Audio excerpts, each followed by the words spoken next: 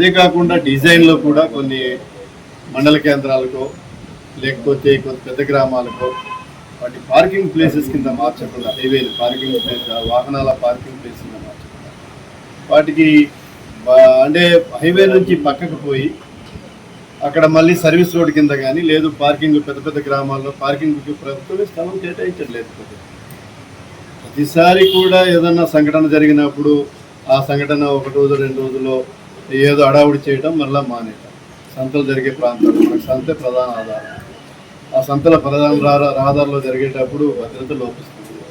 ఇవాళ లోతుగడ్డ జంక్షన్ చూశాను. ఇవాళ దుకాణాలు ఎక్కడ పెడుతున్నారు, దాని ట్రాఫిక్ ఏంటి, ఎన్ని బళ్ళు వస్తున్నాయి.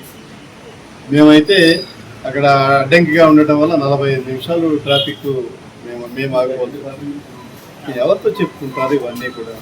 కొన్ని ప్రధానమైన గ్రామాలు అంటే మేము వ్యతిరేకంగా మాట్లాడతలే, ఇక్కడ ఉన్న ఇబ్బందులు ఈ ప్రాంతానికి సంబంధించిన అవసరాలు తీరటానికి కోసం మా మాట.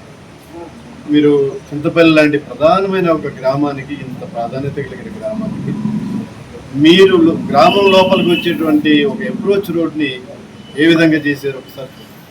అలాగే అరకు పర్యాటక ప్రాంతం, అరకులో అక్కడ ఎంటర్ అయ్యేటప్పుడు ఆ వైజాగ్ నుంచి వస్తున్నప్పుడు ఎంటర్ అయినప్పుడు కానీ, జైపూర్ రోడ్ నుంచి వెళ్తున్నప్పుడు ఎంటర్ అయ్యేటప్పుడు కానీ సరైనటువంటి అందంగా తయారు చేసి వాటికి ఈ ప్రాంతానికి కొంత అందాన్ని ఇచ్చి ఆహ్లాదాన్ని ఇచ్చే రూపంగా చేసి బెల్మౌతులు ఇచ్చి కాస్త అప్రోచ్లు వెడల్పుగా చేసి హైవే అంటే హైవే అని చాలా మందికి ఉన్న అభిప్రాయం ఏంటంటే హైవే వల్ల అభివృద్ధి జరుగుతుంది. ఎలాంటి అంటే ఇలాంటి నష్టం జరిగించి అభివృద్ధి కోరుకోవట్లేదు. ఇప్పుడు మేము 7.5 కిలో అంటే మీటర్స్ రోడ్డు వేసాం బ్రహ్మాండంగా. అన్ని బస్సులకి ఘాట్ రోడ్డు లాంటివి రిటీసర్స్ రోడ్డు వేసిన తర్వాత మరలా నేను మంత్రిగా అవకాశం వచ్చిన తర్వాత పాడేరు ఘాట్ రోడ్డు కానీ, లేకపోతే నర్సీపట్నం ఘాట్ రోడ్డు కానీ, మారేడుమిల్లి ఘాట్ రోడ్డు కానీ, కొంతవరకు మారేడుమిల్లి ఇవైతే పూర్తి స్థాయిలో కొన్ని 10.5 మీటర్స్, మరికొన్ని 7.5 మీటర్స్. మీరు ఈ డిజైను ఈ స్టాండర్డ్స్ వేరు, నేషనల్ హైవే స్టాండర్డ్స్ వేరు, స్టేట్ హైవే స్టాండర్డ్స్ వేరు.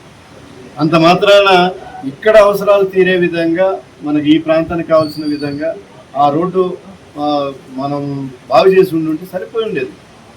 ఇది అవసరమే, దీన్ని వద్దని మేము అనట్లేదు, కానీ చేసే రీతిలో చేసే విధంగా, ఈ ప్రాంత ప్రజలు వ్యతిరేకించే విధంగా కాకుండా ఆహ్వానించే విధంగా, మంచి జరిగే విధంగా, ఇబ్బంది కలగకుండా ఉండే విధంగా జరిగితే మంచిదని.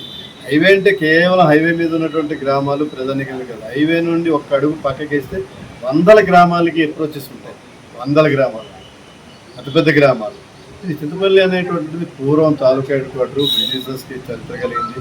అలాగే అరకు ప్రాంతంగా ఉక్కుంపేట కానీ ఇవాళ అయితే రింతాడు నుండి సీలేరు, భద్రాచలం అటు ఒరిస్సా వెళ్ళే రహదారికి అక్కడ సరైనటువంటి బోట్స్ లేక, సరైన ఇది లేక ఎక్కడ దూరం వెళ్ళిపోతుంది. చాలాసార్లు చెప్పడం జరిగింది, చెప్తూనే ఉంటారు కూడా. ఎందుకంటే అది రెక్టిఫై కావాలి. రెక్టిఫై కాకుండా ఇష్టానుసారం చేసుకుని పోతాం, ఇది మాకు ఎవరికి సంబంధం లేదు. ఇంకా చాలా విషయాలు అడగాల్సినవి ఉన్నాయి. మీరు భూసేకరణ విషయంలో కానీ, ఇచ్చిన నష్టపరిహారం విషయంలో కానీ కొన్ని అనుమానాలు ఉన్నాయి. వాటిని కూడా నివృత్తి చేసే వరకు మేమైతే మాట్లాడుతూనే ఉంటాం, మంచి జరిగే వరకు మాట్లాడుతూనే ఉంటాం. లేదు మీరు మంచి చేస్తుంటే మంచి చేసామని చెప్పండి, తప్పేముంది.